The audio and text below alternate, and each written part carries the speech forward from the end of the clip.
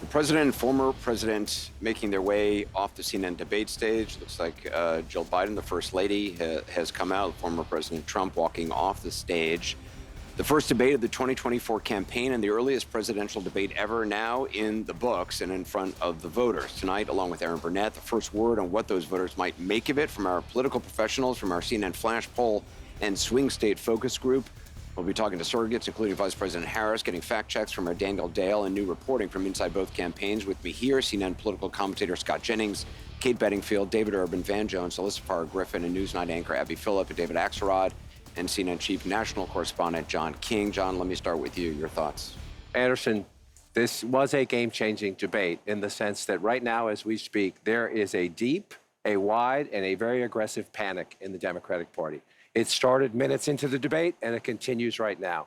It involves party strategists, it involves elected officials, it involves fundraisers. And they're having conversations about the president's performance, which they think was dismal, which they think will hurt other people down the party in the ticket, and they're having conversations about what they should do about it. Some of those conversations include, should we go to the White House and ask the president to step aside? Other of the conversations are about, should prominent Democrats go public with that call? Because they feel this debate was so terrible.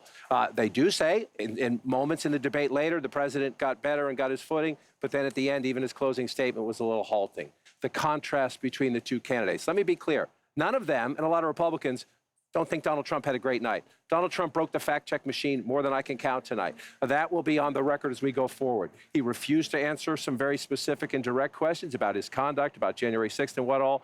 So that will be dealt with out there. And sometimes there's a parallel universe between the political elites and the American people. It'd be nice to see what the voters say.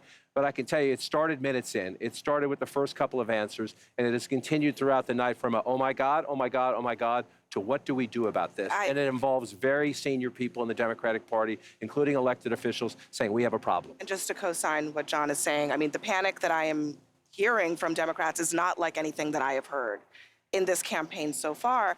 And a lot of it has to do with, first of all, there was a deep frustration about Trump's lies. I mean, he lied a lot tonight.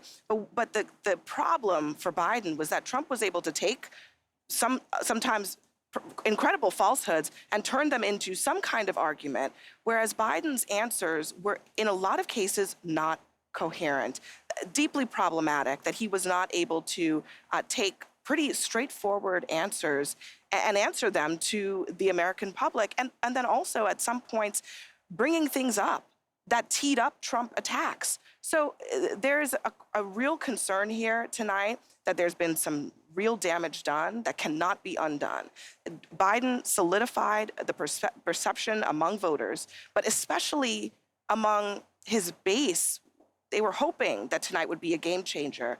They are now seeing a president who is in the White House, who they do not necessarily believe can do this for another 4 years. David Axelrod?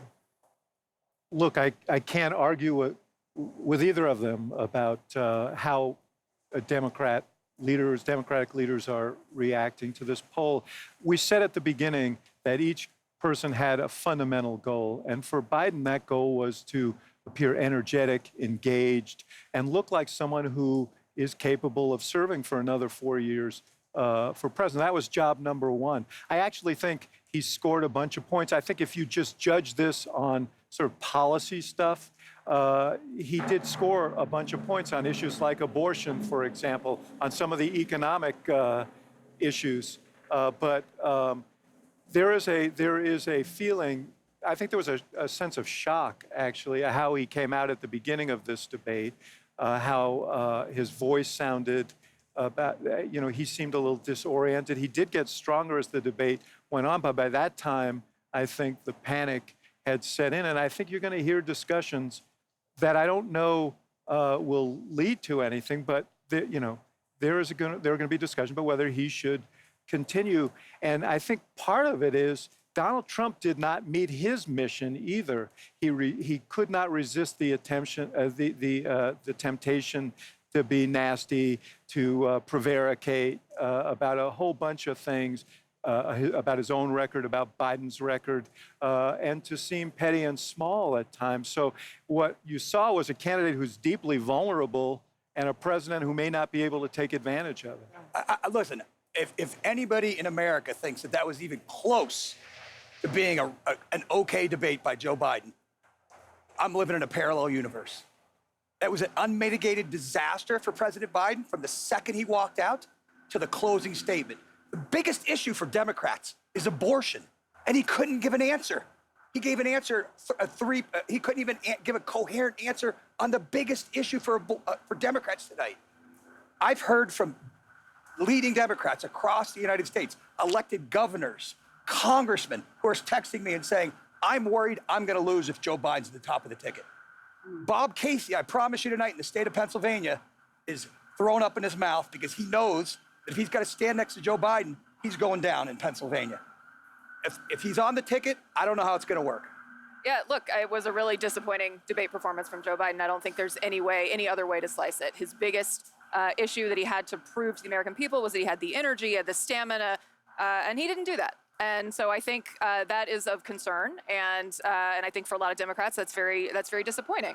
I will say Donald Trump also had some really rough moments in this debate, and talking to the Biden campaign, they say their dials started really moving away from Trump as he was increasing his personal attacks on Biden. So I think there was a lot about his kind of character and the kind of personal nastiness that he was putting on display, that doesn't help him with the swing voters that he needs. And I also think you saw him continue to get sort of more and more animated across the course of the debate and, give some really problematic answers about January 6th, some really problematic answers about Putin. So, Donald Trump did not get off scot-free tonight by any stretch. But look, there is no two ways about it. That was not a good debate for Joe Biden. Ben? That was painful. I love Joe Biden. I work for Joe Biden. He didn't do well at all. He did not do well at all. And he looked, I'll give you the analysis. You kind of have the old man versus the con man. I can walk you through how I'm supposed to see it and say it, but I just want to speak from my heart. I love that guy. That's a good man. He loves his country. He's doing the best that he can. But he had a test to meet tonight to restore confidence of the country and of the base, and he failed to do that. And I think there's a lot of people who are going to want to see him consider taking a different course now. We're still far from our convention, and there is time for this party to figure out a different way forward if he will allow us to do that. But that was not what we needed from Joe Biden, and it's personally painful for a lot of people. It's not just panic, it's pain for what we saw tonight. And if I may just add to that, I think Joe Biden lost in the first 3 minutes. I think a lot of voters probably tuned out, and millions of people are having conversations with their families, with their friends, of if the president is up to the task and if he should step aside. And I'm someone who believes the former president is a threat to democracy. I think he is a threat to the America as we know it. He wants to fundamentally change our institutions. He has laid out what his plan is. I am not confident that that is the man to take him on. You cannot tell me democracy is on the line and then give that performance tonight. If, based on that, in 18 weeks, Donald Trump will be the president-elect. The people doing focus groups tonight, and we'll see if our dial group with Laura Coates confirms this, say that Biden actually scores pretty well on the issues when he's talking about the substance. And Trump's numbers went down both because he was ducking questions, he was lying about some things, and he was refusing to answer. And some of it was the tone. They don't like him. So when you see that, when you see sort of the statistics, you're going to look at like, oh, that's a mixed bag. But to Vance's point about the president's performance, that's what caused the panic. So the question is, and my question actually is, what happens? Because it's a great political strength of Joe Biden is his resilience and his stubbornness. It's also sometimes a blind spot because he is so stubborn. It's going to be very hard to someone, and I don't know who it is, who could go to Joe Biden and say, you need to do this, number one. And the question is, again, like, I'm just telling you, to Abby's point, I've been doing this for 30-something years, going on 40 years, and I have never, ever had what happened on this thing tonight happen in the middle of a debate. It started early, and it continued. And to Van's point, Van made a very important point. These are people who love Joe Biden, who credit Joe Biden for kicking Donald Trump out of the White House. They're Democrats. The Democratic Party is a very diverse party. It fights about a lot of things. It has generational issues. It's had regional issues and everything else. The thing that unites the Democratic Party is trying to keep Donald Trump from getting back into the White House. They love Joe Biden for kicking him out. They don't want him back. They came into this debate nervous. that Biden was in a weak position. They leave this debate panicked. John, if you love the guy, how could you put him out there? That's hard. If you love him, if you love Joe Biden, if that was my father, you don't put a guy in that situation. Well, It's a great point. These guys know this better. These guys know this better because they talk to them. There's this legacy in the Democratic Party. You don't challenge the incumbent because when it's happened in the past, they haven't beaten the incumbent, and then the incumbent has lost the general It was election. actually Donald Trump that helped make Joe Biden the nominee because there was a feeling that if there were a primary, that would weaken, that Biden would probably win, but it would weaken him in a general election. And so there were people who could have run and didn't run because the history of that is bad. The point is now he is the nominee of the Democratic Party. This isn't the 60s, okay? Voters choose the nominee. He is the nominee. Only he can decide whether he's going to continue. And as you point out, and as Kate knows very well, this is a guy with a lot of pride and who believes in himself. And the idea that he's going to say, you know what, I had a bad debate, I think I'm going to walk away from this, I find it hard to believe.